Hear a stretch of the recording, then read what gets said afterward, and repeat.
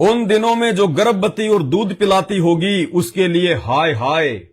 देखो क्या लिखा हुआ है कि उस प्राकृतिक आपदाओं के समय में, उस अंत के समय में जो गर्भवती और दूध पिलाती होगी, यानी कोई गर्भवती माता बहन होगी या कोई दूध पिलाती यानी जिसके छोटे छोटे बच्चे होंगे, कोई 2 महीने का, कोई 6 महीने का, कोई साल भर का, कहते हैं उनके ऊपर हाय हाय, कहते हैं उनके साथ तो बहुत बुरी बीतेगी। यानी ऐसा समय आएगा गर्भवती औरत को भी भागना पड़ेगा, चाहे उसका गर्भ क्यों ना गिर जाए। कहते हैं उसके ऊपर तो हाय हाय बहुत बुरी बीतेगी। और दूध पिलाती यानी वो लेडीज ये सोचेगी, वो माता बहन ये सोचेंगी कि पहले मेरी जान बचे, बच्चे को फेंक के दौड़ लेगी कि वजन ज्यादा है, अगर बच्चे को साथ में लेके चलूंगी तो मैं यहीं रह जाऊंगी, पहाड़ पे नहीं पहुंच पाऊंगी, ऊंची जगह पे नहीं पहुंच पाऊंगी, ये पानी मुझे बहा ले जाएगा, ये भूकंप मुझे जमीन में समा देगा। कहते हैं उस समय जो गर्भवती होगी और जो दूध पिलाती हुई कोई माता बहन होगी जिसके छोटे छोटे बच्चे होंगे, कहते हैं उनको तो हाय हाय। ये बाइबल में लिखा हुआ परमेश्वर का वचन है अटल, और इसका जिक्र एक सत्संग में संत रामपाल जी ने भी किया है, दास आपको दिखाएगा। जो छत पर हो वह अपने घर में से सामान लेने को न उतरे, और जो खेत में हो वह अपना कपड़ा लेने को पीछे न लौटे। उन दिनों में जो गर्भवती और दूध पिलाती होगी उनके लिए हाय हाय। प्रार्थना किया करो कि तुम्हें जाड़े में या शब्द के दिन भागना ना पड़े। कहते हैं परमात्मा से ये प्रार्थना करना कि जब वो आपत्तियां आए उस समय जाड़े का दिन ना हो, सर्दियों का दिन ना हो। अरे गर्मी में तो कहीं भी लेट जाएंगे रात को, चाहे कपड़े हैं या नहीं है। तो परमात्मा कह रहे हैं कि भगवान से दुआ करना कि जब वो आपत्ति का समय आएगा और तुम्हारे को भागना पड़ेगा उस समय सर्दियों का टाइम ना हो। नहीं तो एक तरफ तो प्राकृतिक मार, दूसरी तरफ रात को सर्दियों में, जैसे कुत्ता रात को सर्दी में कैसे वो ठिठुरता रहता है, दूझता रहता है, सारे शरीर में जो है वो कंपन रहता है। कहते हैं ये शुक्र मनाना कि परमात्मा जब वो आपत्ति आए उस समय सर्दियों का दिन ना हो, शब्द का दिन ना हो। शब्द का दिन मतलब ईसाई समाज में एक ऐसा दिन मनाया जाता है जैसे ये गुड फ्राइडे वगैरह मनाते हैं। कहते हैं शुक्र मनाओ कि उस समय वो शब्द का दिन ना हो कि तुम भगवान से प्रार्थना भी ना कर सको। प्रार्थना किया करो कि तुम्हें जाड़े में या शब्द के दिन भागना ना पड़े, क्योंकि भविष्यवाणी देखो उस समय परमात्मा ने ईसा मसीह के रूप में ये भविष्यवाणी की थी, तो शब्द उन्होंने ईसाई धर्म से संबंधित ही लिखने पड़ेंगे। लेकिन आप लोग समझ रहे होंगे अच्छे से, जो कल की भगवान के भगत हैं, जो संत रामपाल जी के भगत हैं, उनको अच्छे से बातें समझ में आ रही हैं। क्योंकि देखो भाई और बहनों, ये विकट परिस्थितियां पैदा हुए बिना ये दुनिया संत रामपाल जी को परमात्मा नहीं मान सकती। लोग कितनी गालियां निकालते हैं, कितने भद्दे भद्दे कमेंट्स करते हैं, जेल में पड़ा है, ये है वो है। ये परिस्थितियां प्रकट होना बेहद लाजमी है और ये होंगी। इनके हुए बिना, लोगों को घुटने के बल आए बिना, दुनिया को नानी याद आए बिना, संत रामपाल जी को दुनिया ऐसे परमात्मा नहीं मानने वाली। क्योंकि उस समय ऐसा भारी कलेश होगा जैसा जगत के आरंभ से न अब तक हुआ और न कभी होगा। कह रहे उस समय ये 2028 तक ऐसा भयंकर महाकलेश होगा जो ना कभी सतयुग में हुआ, ना त्रेता में हुआ, ना द्वापर में हुआ। जबकि आज से पहले कितने भयंकर भयंकर अकाल पड़ चुके हैं, भूकंप आ चुके हैं, महाभारत और रामायण जैसी लड़ाइयां हो चुकी हैं, करोड़ों लोग मर चुके हैं, हाहाकार मच चुकी है। कहते हैं लेकिन अब जो 2028 में होगा, यानी उस कल्कि के दुनिया के सामने प्रकट होने से पहले जो होगा, कहते हैं आज से पहले ना वो संसार में कभी हुआ होगा और ना ही संसार में उसके बाद कभी होगा। ऐसा विनाश होगा, क्योंकि उस समय ऐसा भारी कलेश होगा जैसा जगत के आरंभ से न अब तक हुआ और न कभी होगा। यदि वे दिन घटाए न जाते तो कोई प्राणी न बचता। यदि वे दिन घटाए ना जाते तो कोई प्राणी नहीं बचता। यानी बहुत लंबा समय आप और हमारे कर्म कुकर्मों के अनुसार दुनिया जो भगवान और भक्ति को भूल चुकी है, सरेआम दुनिया ये कच्चा मांस खाती है, घर घर में जो है शराबी हो गए, नशा घर घर में पहुंच गया, बहन बेटी की इज्जत नहीं, खुद की मां बहन को तो छोड़ दो, पाड़ोस की माता बहनों पे भी कुदृष्टि डाले बिना इंसान रहता नहीं है। हर जगह चोरी जारी, व्यभिचारी, बलात्कार, छोटी छोटी बच्चियों के साथ बलात्कार, 6-6 साल की बच्चियों के साथ बलात्कार। कई घटनाएं तो ऐसी आती हैं, बाप अपनी बेटी के साथ में बलात्कार कर रहा है। घर घर में शराब पी के लड़ाई झगड़े, मारपीट, मिलावट, चोरी जारी, किसी चीज में शुद्धता नहीं है। केवल आदमी को अपना मुनाफा चाहिए, पैसा चाहिए। दुनिया जहर खा रही है, खाने दो। कहते हैं यदि वो दिन घटाए ना जाते, यानी हमारे इन कुकर्मों के आधार से, संसार के कुकर्मों के आधार से तो ये महाविनाश का समय बहुत ज्यादा लंबा चलना था। लेकिन परमेश्वर कह रहे हैं कि यदि वो दिन घटाए ना जाते, यानी परमात्मा ने इस विनाश के समय को थोड़ा कर दिया, नहीं तो भविष्यवाणी हो चुकी थी। तुम सबको पता है कि 1998 में पूरी दुनिया डूबेगी, पूरी दुनिया मरेगी। लेकिन परमात्मा ने आप और हम तक ये समाचार पहुंचाने के लिए, ज्ञान पहुंचाने के लिए कि अब ये नादान है मेरे बच्चे, दुनिया वाले, चाहे वो किसी भी जाति और धर्म में, एक बार इन तक मेरा समाचार पहुंच जाए, एक बार इन तक जानकारी पहुंच जाए, ताकि ये डरें, भयभीत हों और ये मेरी शरण में आ जाएं। तो परमात्मा ने वो दिन घटाए और आप और हमारे लिए वो दिन बढ़ाए। हमें समय दिया, परमात्मा ने इन घटनाओं को रोका। और एक नियम है इस प्रकृति का, यदि आप इस प्रकृति को रोकते हो या इस प्रकृति में घटित होने वाली घटनाओं को यदि कोई रोकेगा तो प्रकृति का हिसाब पूरा करना पड़ता है।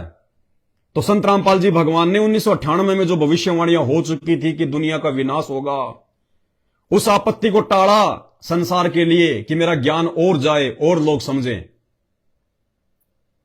और प्रकृति का हिसाब उस परमात्मा ने, उस महाविनाश का हिसाब सन 2006 से 2008 तक 21 महीने जेल में रह के प्रकृति का हिसाब को पूरा किया, अपने ऊपर ली उन्होंने वो आपत्ति।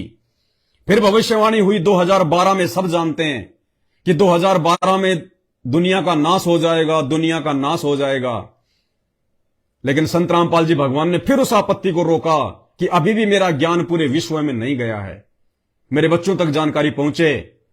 तो 2012 के विनाश को संत रामपाल जी ने, भगवान ने अपनी शक्ति से, अपने सामर्थ्य से रोका। और उसकी सजा परमात्मा ने 2014 बरवाला कांड के बाद में जेल में बैठ के पाई। प्रकृति का हिसाब पूरा कर रहे हैं, लेकिन अब फाइनल है। यदि वे दिन घटाए न जाते तो कोई भी प्राणी ना बचता, क्योंकि उस समय तक किसी को भगवान की जानकारी तो थी नहीं, संत रामपाल जी का ज्ञान जो है वो पहुंचा नहीं था। तो कहते हैं यदि उस समय को घटाया ना जाता तो शायद दुनिया में कोई नहीं बच पाता। अगर उस समय वो महाविनाश हो जाता तो कोई नहीं बच पाता, क्योंकि बचाने वाले तो संत रामपाल जी हैं, उनकी भक्ति है, उनका आशीर्वाद है। और उस समय तक लोग उनको जानते नहीं थे, पहचानते नहीं थे, उनका ज्ञान का इतना प्रचार नहीं था। तो कहते हैं यदि वो दिन घटाए न जाते तो उन 2 महाविनाशों में कोई नहीं बच पाता। परंतु चुने हुओं के कारण वे दिन घटाए जाएंगे, यानी परमात्मा ने जिन जिन को चुन लिया आके कि ये मेरी आत्माएं, इनको मैं सतलोक लेके जाऊंगा। कहते हैं अपने उन चुने हुओं के लिए परमात्मा ने वो दिन घटा दिए, थोड़ा विनाश के समय को आगे बढ़ा दिया कि अभी तो मेरे वो बच्चे जिनको मैंने सतलोक लेके जाना है, अभी तो वो मेरी शरण में भी नहीं आए, इसलिए परमात्मा ने समय को आगे बढ़ाया। यदि वे दिन घटाए न जाते तो कोई प्राणी न बचता, परंतु चुने हुओं के कारण वे दिन घटाए जाएंगे। यानी ईसा मसीह कह रहे हैं उस समय 2500 साल पहले अपने चेलों को जैतून के पहाड़ पे बैठ के कि उस समय जब वो आएगा वो परमात्मा, तो कहते हैं अपने बच्चों के लिए वो दिन जो है वो बढ़ा देगा, कयामत के दिन को बढ़ाएगा। वो किनके लिए? जिनको वो चुन लेगा। परंतु चुने हुओं के कारण वे दिन घटाए जाएंगे। उस समय यदि कोई तुमसे कहे देखो मसीह यहां है या वहां है, तो विश्वास ना करना। कहते हैं जब वो आपत्तियों का दौर शुरू होगा, संकट का दौर शुरू होगा, जैसे 2020 से शुरुआत हो चुकी है कोरोना से, उसके बाद में लगातार कई जगह भूकंप हैं, बाढ़ है, तरह तरह की आपत्तियां पूरे विश्व में आ रही है, रूस यूक्रेन का युद्ध है, और भी मुस्लिम देश आपस में लड़ने मरने को तैयार रहते हैं, लीबिया पूरा नष्ट हो गया, प्राकृतिक आपदाओं का दौर शुरू। तो क्या कह रहे हैं कि उस समय यदि कोई ये कहे कि मसीह वहां है, मसीह वहां है, तो कहते हैं किसी पे विश्वास ना करना, किसी की भी बातों में ना आ जाना। उस समय बहुत सारे लोग तुम्हें भरमाएंगे काल की प्रेरणा से कि रे वो कल की भगवान वहां है, अरे वो कल की वहां है, उसने वो चमत्कार कर दिया, उसने वो कर दिया, अरे वहां चलो, वहां तुम्हारा बचाव हो जाएगा। तो परमेश्वर हमें आगाह कर रहे हैं वर्तमान समय के लिए कि मेरी शरण में आने के बाद, यानी संत रामपाल जी की शरण में आने के बाद, यदि उस महासंकट के समय में तुम्हें कोई भ्रमित करे कि रे वहां चलो, वहां चलने से तुम्हारा फायदा हो जाएगा, तुम बच जाओगे, उसमें शक्ति है, वो है मसीह, वो है असली कल की, तुम्हारे गुरुजी तो जेल में बैठे हैं, तुम्हारे को कहां बचाने आएंगे यहां पे। तो कहते हैं भक्तों, उस समय डगमग ना हो जाना, अपने पैर पीछे मत जो है वो खिसका लेना। उस समय यदि कोई तुमसे कहे देखो मसीह यहां है या वहां है, तो विश्वास न करना, उन लोगों की उन घटिया बातों पे विश्वास मत करना, क्योंकि झूठे मसीह और झूठे भविष्य वक्ता उठ खड़े होंगे, बहुत सारे लोग खड़े हो जाएंगे और बड़े बड़े चिन्ह और अद्भुत काम दिखाएंगे, बड़े बड़े चमत्कार करेंगे, लोग दावा करेंगे, जैसे बहुत सारे पाखंडी, जैसे बागवेश्वर धाम, धीरेन्द्र शास्त्री, पिछले जन्म की कोई सिद्धि छोटी मोटी, पिछले जन्म की भक्ति है, खर्च कर रहा अपनी, कहते हैं इस प्रकार के। और ये ईसाई धर्म में बहुत सारे लोगों को सामने खड़ा कर लेंगे, फिर कहेंगे मसीह के नाम पे, मसीह के नाम पे फू, और बहुत सारे लोग नीचे गिर जाएंगे। कहते हैं छोटे मोटे चमत्कार देख के, ये जादू जंत्र देख के, ये टोने मोने देख के तुम डगमग मत हो जाना कि यार इनमें तो बहुत शक्ति है, ये तो बड़े चमत्कार कर रहे हैं, ये तो अद्भुत खेल दिखा रहे हैं, इन्होंने तो इसका कैंसर ठीक कर दिया, इसका रोग ठीक कर दिया, मुर्दे को जिंदा कर दिया। कहते हैं उस समय वो टोने टोकटके वालों को देख देख के, जिनकी पिछली थोड़ी बहुत उनके पास में भक्ति होती है, और उस भक्ति से थोड़े बहुत चमत्कार कर देंगे, तेरे मामा का नाम ये है, तेरी पर्ची ये निकाल दी, तेरा पर्चा वो निकाल दिया, जय मसीह की फू। कहते हैं इस प्रकार के ये जादू जंत्र देख के, ये काल के कारण इस प्रकार के ड्रामेबाजी देख के तुम डगमग मत हो जाना, भ्रमित मत हो जाना। लोग अद्भुत काम दिखाएंगे कि यदि हो सके तो चुने हुओं को भी भरमा दें। परमात्मा कहते हैं हो सकता है मैंने जिनको अपनी शरण में ले लिया उनको भी भरमा सकते हैं। ऐसे ऐसे चमत्कार दिखाएंगे लोग उस समय। देखो मैंने पहले से तुम सबसे ये सब कुछ कह दिया। ईसा मसीह क्या कह रहे हैं अपने भक्तों को कि देखो आज मैंने तुम्हें पहले ही सब कुछ बता दिया है। ये जो आज हम बाइबल में पढ़ रहे हैं, उस समय वो कह रहे हैं अपने भक्तों को जैतून के पहाड़ पर बैठे बैठे, देखो मैंने पहले से तुमसे यह सब कुछ कह दिया है, इसलिए यदि वे तुमसे कहें देखो वह जंगल में है तो बाहर न निकलना। कोई कह दे कि वो वहां है, उस राज्य में है, उस शहर में है, वो जंगल में है, वहां पे है, वहां चलो, तो कह रहे भक्तों उस समय तुम भ्रमित ना हो जाना। देखो वह कोठरियों में है तो विश्वास ना करना कि उसने बहुत बड़ा आश्रम जो है बना रखा है, बहुत बड़ा महल बना रखा है, उसका आश्रम बहुत बड़ा है। कहते हैं लोगों की बातों में ना बिल्कुल भी भ्रमित मत हो जाना। अपने नियम धर्म और अपने कर्म पे रहना, यदि तुमको ज्ञान समझ में आ गया है तो। क्योंकि जैसे बिजली पूर्व से निकलकर पश्चिम तक चमकती है, वैसे ही मनुष्य के पुत्र का भी आना होगा। अब देखो यहां परमात्मा अपने आप को छुपाते हुए कह रहे हैं कि वो मनुष्य का पुत्र, वो मसीहा ऐसे आएगा जैसे बिजली पूर्व से चमकती हुई और वो पश्चिम तक वो जाती हुई दिखाई देती है। कहते हो मनुष्य का पुत्र इस प्रकार से दुनिया के सामने आएगा, प्रकट होगा। देखो आज भी परमात्मा है, हम सब जानते हैं, प्रकट हुए हैं, हम उनको सतगुरु कहते हैं। और सतगुरु की डेफिनेशन है, ये परमात्मा की ये अमर वाणी है कि ना सतगुरु जननी जने और जाके माना बाप, पिंड ब्रह्मंड से रहित है ना वाती नु ताप। सतगुरु कभी जननी से जन्म नहीं लेता, लेकिन परमात्मा अपने आप को छुपाते हुए, उस समय भी उन्होंने अपने आप को छुपाया क्योंकि उस समय लोग यकीन ही ना करते कि ऐसे कोई प्रकट भी होता होगा। जैसे ईसा मसीह थे, उनका जन्म हुआ था, तो इसी प्रकार से उन्होंने उन्हीं बातों को ध्यान में रख के ये भविष्यवाणी की है। क्योंकि परमात्मा स्पष्ट रूप से नहीं करते, संकेत होते हैं, ये कोड वर्ड में होते हैं, वरना आम आदमी समझ जाए इन चीजों को। जैसे गीता जी के श्लोक हैं, वेदों के श्लोक हैं, संस्कृत पढ़ने वाले माथा पीट पीट के रह गए। आज तक वेदों से वो एक असली मंत्र नहीं निकाल पाए। वेदों में, गीता जी में भगवान का नाम तक नहीं जो है वो दिखा पाए। अब कई कहते हैं कि भैया अब जैसे वेदों में तो दिखा दिए परमात्मा ने, कवि नाम लिखा हुआ। अब कई कहते हैं कि गीता जी में कहां लिखा हुआ कबीर? भैया 8वें अध्याय का 9वां श्लोक पढ़ लेना, कवीम लिखा हुआ है स्पष्ट कि वो परमात्मा, उसका नाम है कवीम। 8वें अध्याय का 9वां श्लोक, सब कुछ बता रखा है परमात्मा ने। तो कहते हैं क्योंकि जैसे बिजली पूर्व से निकलकर पश्चिम तक चमकती है, वैसे ही मनुष्य के पुत्र का भी आना होगा। यानी वो मसीहा, वो परमात्मा संत रामपाल जी इस प्रकार से आएगा, अचानक से संभलने का मौका नहीं मिलेगा। जहां लोथ हो वहीं गिद्ध इकट्ठे होंगे। लोथ यानी मांस, जहां पे मांस होता है वहां पे गिद्ध भी आ जाते हैं। यानी जब उस समय वो परमात्मा आएगा, कहते हैं उस समय और भी खड़े हो जाएंगे और भी कहेंगे हम हैं कल की, मैं हूं कल की, हमारे गुरुजी कल की, हमारे गुरुजी हैं वो अवतारी पुरुष। तो कहते हैं जहां लोथ हो वहीं गिद्ध इकट्ठे होंगे। जहां मांस होता है वहां पे कहते हैं वो गिद्ध भी आ जाते हैं। तो उस समय और भी लोग निकल के आएंगे। आगे देखिए, मनुष्य के पुत्र का पुनरागमन, यानी ईसा मसीह कह रहे हैं कि उसका पुनः आगमन जो है वो कब होगा? उन दिनों के कलेश के तुरंत बाद सूर्य अंधियारा हो जाएगा। यानी जब परमात्मा आएगा, जब संत रामपाल जी आएंगे, सूरज, भाई और बहनों, तभी दुनिया परमात्मा मानेगी। सूरज उगना बंद कर देगा। अटल वचन है ये बाइबल में। इनका जिक्र संत रामपाल जी ने अपनी एक उसमें सत्संग में किया है। वो सत्संग नहीं मिल रहा दास को, मालिक ने स्पष्ट इसका जो है जिक्र किया हुआ है कि बाइबल में ईसा मसीह ने कहा कि मेरे ये वचन नहीं टलेंगे।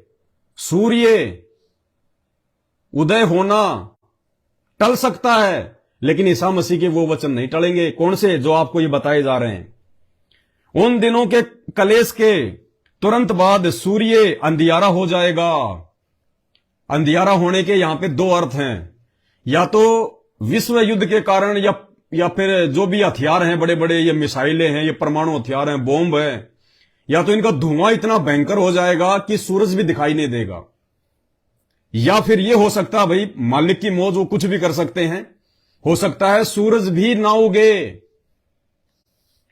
उन दिनों के कलेश के तुरंत बाद सूर्य अंधियारा हो जाएगा और चंद्रमा का प्रकाश जाता रहेगा। चंद्रमा भी दिखाई नहीं देगा, पूरे संसार में अंधेरा छा जाएगा, अंधेरा।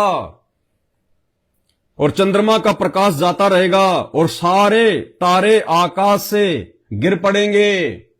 यानी उल्कापिंड, प्राकृतिक आपदाएं, हर प्रकार से आपत्ति आएगी इंसान पे, और आकाश की शक्तियां हिलाई जाएंगी। तब मनुष्य के पुत्र का चिन्ह आकाश में दिखाई देगा। जब वो अंधेरा छा जाएगा पूरे विश्व में, ना चांद दिखाई देगा, ना तारे, ना सूरज, कहते हैं उस समय वो मनुष्य के पुत्र का, यानी वो परमपिता परमात्मा, वो मसीहा, वो सतगुरु रामपाल जी भगवान, उस समय पूरी दुनिया को आकाश में उनका चेहरा दिखाई देगा। पूरी दुनिया को, जैसे एक सूरज पूरी दुनिया को दिखाई दे रहा है, एक चांद पूरी दुनिया को दिखाई दे रहा है। तो चांद बनाए किसने? सूरज बनाए किसने? सृष्टि रचना के माध्यम से आप और हमें तो पता है इन बातों का। इसी परमात्मा ने बनाए, सतगुरु रामपाल जी भगवान ने, जो आज मानव रूप में धरती पे प्रकट है, लीला कर रहा है अपने आप को छुपाते हुए। उस समय कहते हैं वो अंधेरा छा जाएगा, ना सूरज दिखाई देगा, ना चांद दिखाई देगा। उस समय वो परमात्मा आकाश में दिखाई देगा पूरी दुनिया को विशाल रूप में, और लोग ऊपर हाथ कर करके रोएंगे कि हम तो मूर्ख थे, हम पागल थे, तुम्हारे बारे में लोग इतना बता रहे थे, तुमने भी इतने सत्संग कर दिए, इतना समझाया, लेकिन हम समझ नहीं पाए उस समय। क्योंकि भाई और बहनों, नॉर्मल तरीके से अगर संत रामपाल जी को जेल से बाहर आना होता तो कब के आ जाते? राम रहीम 4 बार आ चुका है 40-40 दिन की पैरोल पर। क्या संत रामपाल जी नहीं आ सकते थे? लेकिन जानबूझ के नहीं आ रहा यह परमात्मा, जानबूझ के, क्योंकि ये उस समय आएगा जब चारों तरफ तांडव मचा होगा, सब फैल हो जाएंगे, देवी देवता, अल्लाह, खुदा, मसीह, वाहिगुरु, भैरू, भूत, सब मंदिर, मस्जिद, चर्च, गुरुद्वारे सब फैल हो जाएंगे। दुनिया रोएगी, अपनी जान की भीख मांगेगी। उस समय कहते हैं अंधेरा छा जाएगा और उस अंधेरे में संत रामपाल जी का नूरी चेहरा दिखाई देगा पूरी दुनिया को। तब दुनिया मानेगी ये परमात्मा है, ये परमेश्वर है, ये है वो असली अल्लाह, ये है वो असली खुदा, ये है वो असली मसीहा, जिसके बारे में कहते थे कि वो आसमान से आएगा, बादलों को फाड़ के आएगा। और आकाश की शक्तियां हिलाई जाएंगी। तब मनुष्य के पुत्र का चिन्ह आकाश में दिखाई देगा। और तब पृथ्वी के सब कुलों के लोग छाती पीटेंगे।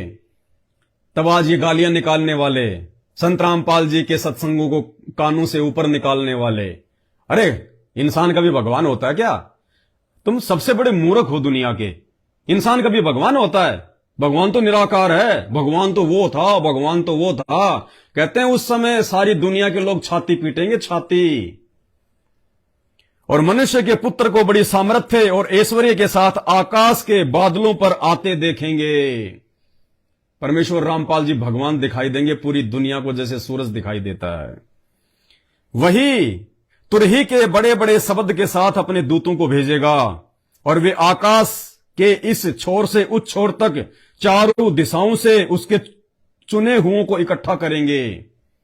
तब परमात्मा के बच्चे, उनके विशेष सेवक लोगों को इकट्ठा करेंगे, लोगों को समझाएंगे। जो लोग मानेंगे उनको मालिक से उनको जोड़ेंगे, भक्ति भाव से उनको जोड़ेंगे। जिन जिन को परमात्मा ने जो है वो चुन रखा होगा। आगे देखिए अंजीर के पेड़ का उदाहरण।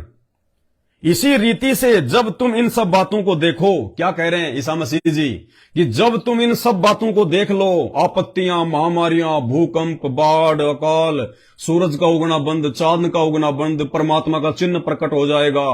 कहते हैं जब तुम इसी रीति से जब तुम इन सब बातों को देखो तो जान लो कि वह निकट है। तब जान लेना कि वो बहुत निकट है, अब आने वाला है, अब वरन द्वार पर ही है। अन्यथा यह समझना कि बस घर पे ही आ चुका है। मैं तुमसे सच कहता हूं कि जब तक ये सब बातें पूरी न हो लें तब तक इस पीढ़ी का अंत नहीं होगा।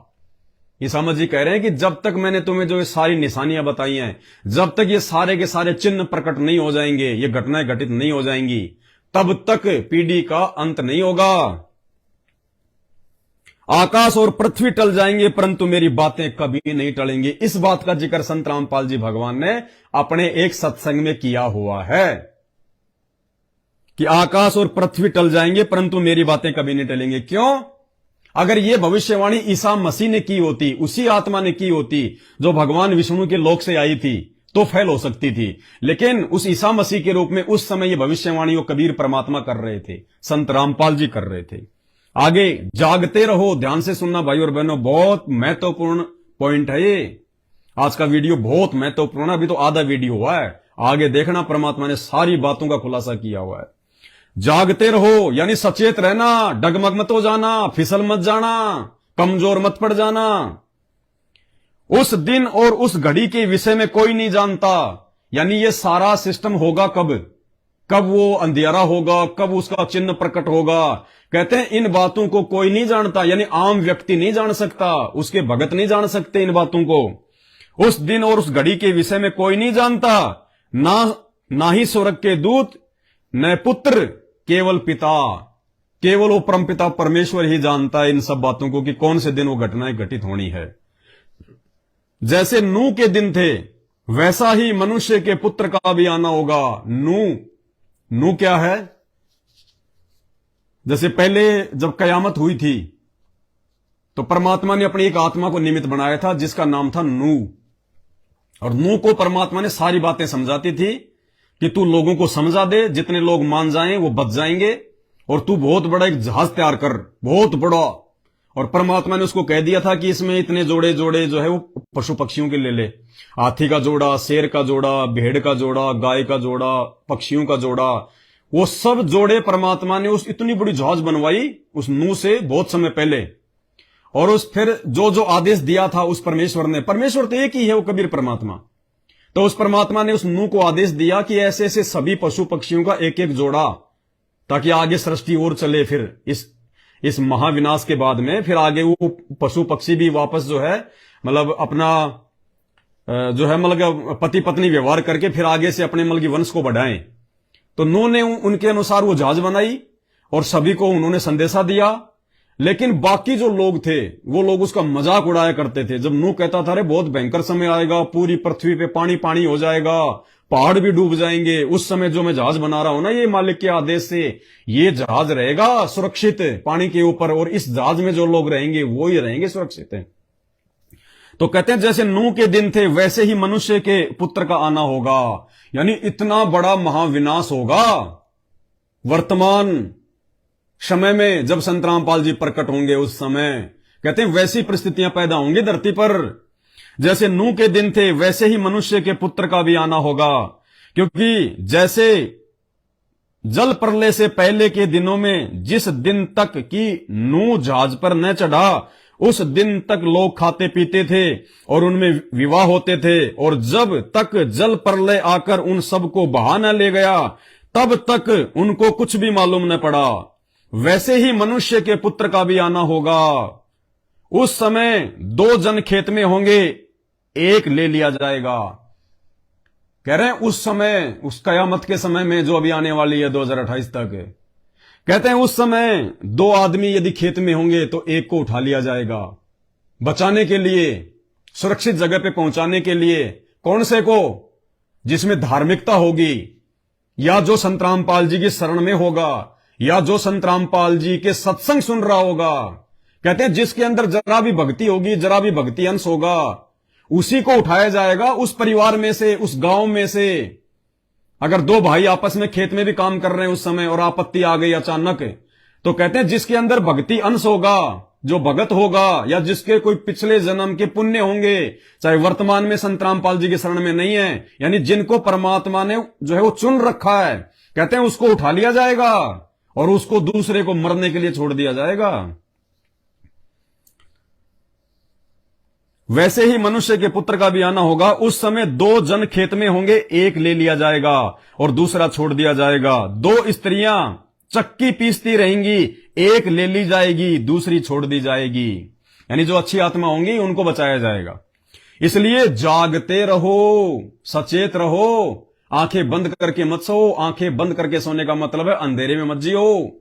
अगर कोई तुम्हें कह रहा है कि संत रामपाल जी के सत्संग सुनो, सत्संग सुनो, 2028 आ रहा है, 2028 आ रहा है, शुरुआत हो चुकी है, तुम सब ने देख लिया, गफलत में मत जीवो, नशा चोरी जारी मांसाहार ये मत करो, छल कपट व्यभिचार मत करो, भक्ति करो, भक्ति करो, भगवान को ढूंढो। 2 स्त्रियां चक्की पीसती रहेंगी, एक ले ली जाएगी, दूसरी छोड़ दी जाएगी। इसलिए जागते रहो, क्योंकि तुम नहीं जानते कि तुम्हारा भगवान किस दिन आएगा। कहते तुम्हें नहीं पता वो किस दिन आ जाएगा, इसलिए जागते रहो, ठंडे मत पड़ो, मर्यादा मत तोड़ो, भक्ति करते रहो, अपने परमात्मा को मत भूलना, संसार में मत रम जाना, जगत में मत रम जाना। कि देखेंगे अभी तो गुरुजी के आने में समय है, बाद में देखेंगे, अभी कोई दिक्कत नहीं, अभी तो रिश्तेदार सब अपने हैं। जब गुरुजी आएंगे तब दोबारा से नाम शुद्ध करवा लेंगे, दोबारा से माफी मांग लेंगे। परमात्मा कहते हैं ये नहीं चलेगा उस समय बेटा, इसलिए जागते रहो, ना जाने कौन से दिन आ जाए परमात्मा, कौन से दिन वो कयामत आ जाए, तुझे सोचने का भी मौका ना मिले। क्योंकि तुम नहीं जानते कि तुम्हारा प्रभु किस दिन आएगा।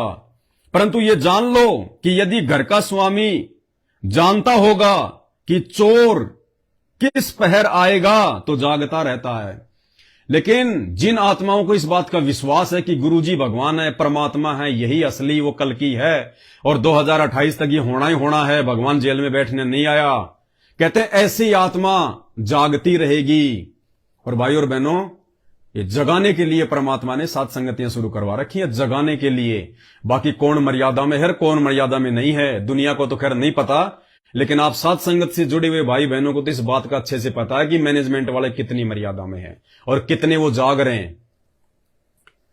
परंतु ये जान लो कि यदि घर का स्वामी जानता होता कि चोर किस पहर आएगा तो जागता रहता।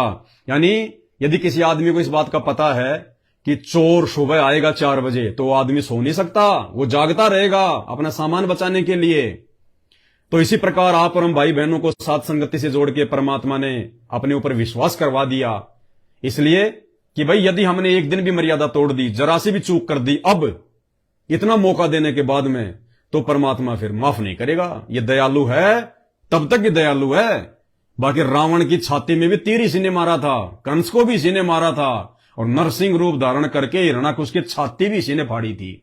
ये ना सोचना कि ये दयालु दयालु है, दयालु दयालु है। ये दयालुता उसी समय दिखाता है जब ये संत रूप में धरती पे होता है, बाकी लोगों की छाती भी यही फाड़ता है।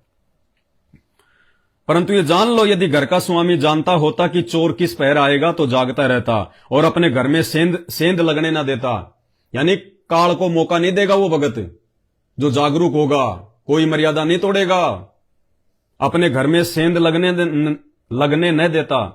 इसलिए तुम भी तैयार रहो, क्योंकि जिस घड़ी के विषय में तुम सोचते भी नहीं हो उसी घड़ी मनुष्य का पुत्र आ जाएगा, कि तुम्हारे को पता भी नहीं है, तुम सोच भी नहीं पाओगे, उसी समय परमात्मा आ जाएगा, वो विनाश का समय आ जाएगा जब तुमने सोचा भी नहीं होगा कि किस समय क्या हो जाएगा। इसलिए हमेशा तैयार रहो, तैयार।